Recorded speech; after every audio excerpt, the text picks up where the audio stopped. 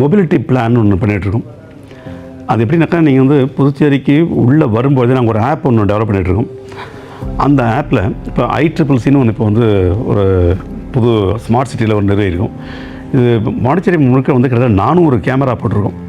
இப்போ அந்த கேமரா மூலமாக எந்தெந்த பகுதியில் நெரிசல் இருக்குதுன்னு அவங்க அங்கேருந்து பார்த்து கமெண்ட் கொடுப்பாங்க. நீங்கள் இந்த பக்கம் போக வேண்டாம், அந்த பக்கம் போங்க அப்படின்னு சொல்லுவாங்க. ஆனால் சுற்றுலா பயணிகளுக்கு நாங்கள் என்ன பண்ண போகிறோம்னா, ஒரு ஆப் வரும்போதே அந்த ஆப்பை டவுன்லோட் பண்ணிட்டா எந்த தெருவில் இடம் இருக்குது, நான் அந்த தெருவை வரும்போதே அவன் ரிசர்வ் பண்ணிட்டு வரலாம். சுற்றுலா பயணி வரும்போது கவர்மெண்ட் என்ட்ரன்ஸ் ஆகிறாங்களா, இதில் காலாப்பட்டில் என்ட்ரன்ஸ் ஆகிறாங்களா, கடலில் வந்து என்ட்ரன்ஸ் ஆகிறாங்க, வரும்போது நகரப்பகுதியில் எந்தெந்த இடத்துல வந்து வேக்கன்சி இருக்குது, அதாவது ரோட்டில் பார்க் பண்ணுறது அந்த இடத்த வந்து நாங்கள் மார்க் பண்ண போகிறோம். அதில் வந்து பார்க் பண்ணுறது அவன் வரும்போதே ஸ்லாட்டை வந்து போட்டுட்டு வரலாம். அதெல்லாம் வரும்போது எதிர்காலத்தில் வந்து உங்களுக்கு ஒரு பெரிய அளவுக்கு இந்த போக்குவரத்து நெரிசல் இருக்காது. மக்கள் வந்து இது ஒரு இன்னொரு 5 ஆண்டு காலத்துக்குள்ளே இந்த பிரச்சனை முழுமையாக தீர்க்கப்படும். வணக்கம். இப்போ நீங்கள் மாண்புமிகு பொதுப்பணித்துறை சுற்றுலாத்துறை அமைச்சர் மிஸ்டர் லட்சுமி நாராயணன் பேசுனது கேட்டிருப்பீங்க. இது வந்து சாத்தியமாகுமா என்பது மிகவும் கேள்விக்குறியான விஷயம். அவர் 4 முறை ஆட்சியில் இருந்திருக்கிறார். MLA, சபாநாயகர், மினிஸ்டர் எல்லாம் பெரிய பெரிய போஸ்ட்டில் தான் இருந்தார். இது வரைக்கும் பாண்டிச்சேரிக்கு ஒன்றும் அந்த அளவுக்கு செஞ்சதா ஒன்றும் பேர் ஒன்றும் தெரியலை.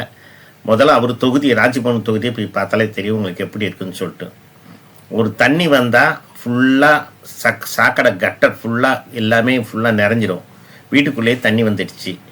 அந்த ஏரியா மக்களை போய் சொன்னாலே அதே கேட்கல. அவர் 20 வருஷமாக இருக்கார் அந்த தொகுதியில். அவர் தான் MLA.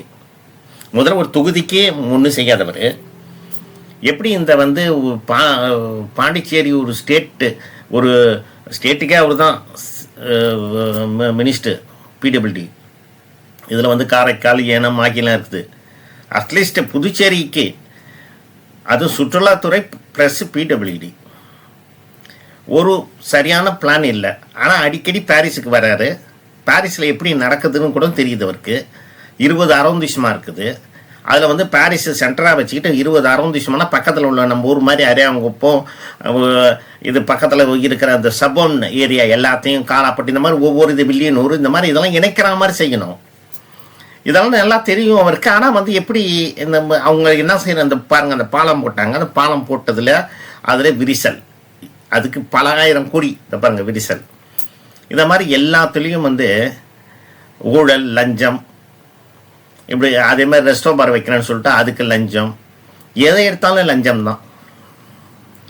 அவரை மட்டும் குறை சொல்ல முடியாது, அவங்க இருக்கிற எல்லாருமே தான்.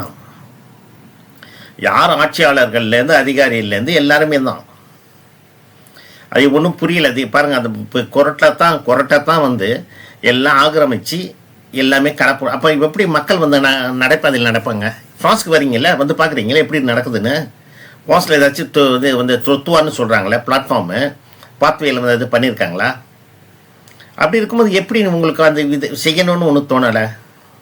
இப்போ சார்லஸ் மார்ட்டின்னு சொல்லிட்டு ஒருத்தர் இல்லை இல்ஜேக்கேன்னு கட்சி ஆரம்பித்து சிங்கப்பூர் மாதிரி ஆக்குவேன்னு சொன்னார். அதே மாதிரி லீக்கான எப்படி செஞ்சுருந்தாரோ அதே மாதிரி ஒரு ஆர்கிடெக்டை வந்து அந்த மாதிரி ஒரு பிளான் எடுத்து வந்து கவர்னர்கிட்ட கொடுத்தாரு. அதுக்குள்ளே நீங்களே என்ன பண்ணீங்க? போய் அதை உடனே பிளாக் பண்ணி சென்ட்ரல் கவர்மெண்ட்டில் போய் சொல்லி அவரை போய் இதெல்லாம் பண்ணி அதை பிளாக் பண்ணிட்டீங்க. இதை பாருங்கள், இந்த சுற்றுலாத்துறை அந்த இது நடந்துச்சு, போட்டில் ஆக்சிடென்ட் 8 பேர் செத்தாங்களே.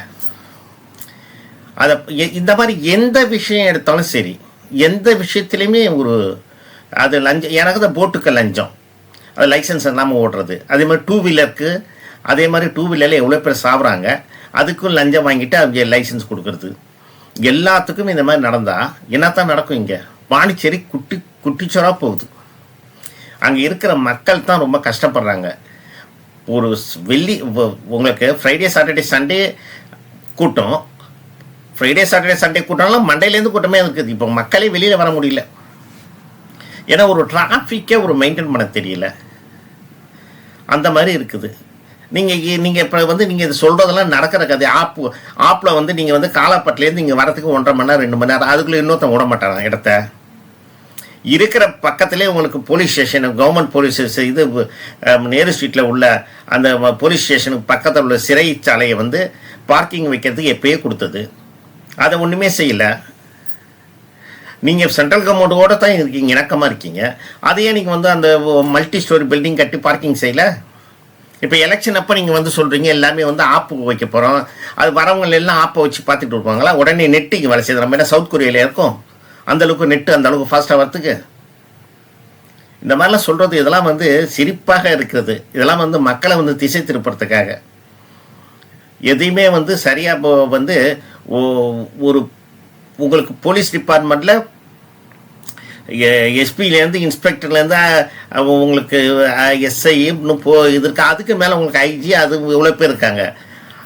அவங்க வந்து ஃபஸ்ட்டு ஒரு சட்டத்தை போடணும், எப்படி வந்து டிராஃபிக்கை கொண்டு வரணும்னு சொல்லிட்டு பார்க்கணும். நீங்கள் உட்காந்து அதுக்குள்ளே டிபார்ட்மெண்ட்டில் உள்ள மினிஸ்டர் உட்காந்து எப்படி டிராஃபிக்கை வழிமுறை கொண்டு வரணும்னு பார்க்கணும். எடுத்தோடனே சும்மா நான் வந்து ஆப்பை கொண்டு வந்து நான் செய்வேனா? அதெல்லாம் நடக்கிற கதையா? முதல்ல பாண்டிச்சேரிக்கு சரியான ரோடு இல்லை. அந்த முதல்ல ரோடு சிஸ்டம் கொண்டு வாங்க. டாய்லெட் ஃபெசிலிட்டி இல்லை. பப்ளிக் வந்தால் ரொம்ப கஷ்டப்படுறாங்க. அதெல்லாம் வந்து முதல்ல நெசசிட்டி யான விஷயத்தை கொண்டு வாங்க. அதுக்கப்புறம் மேலே வந்து நீங்கள் என்ன வேணாலும் செய்யலாம். தேங்க்யூ.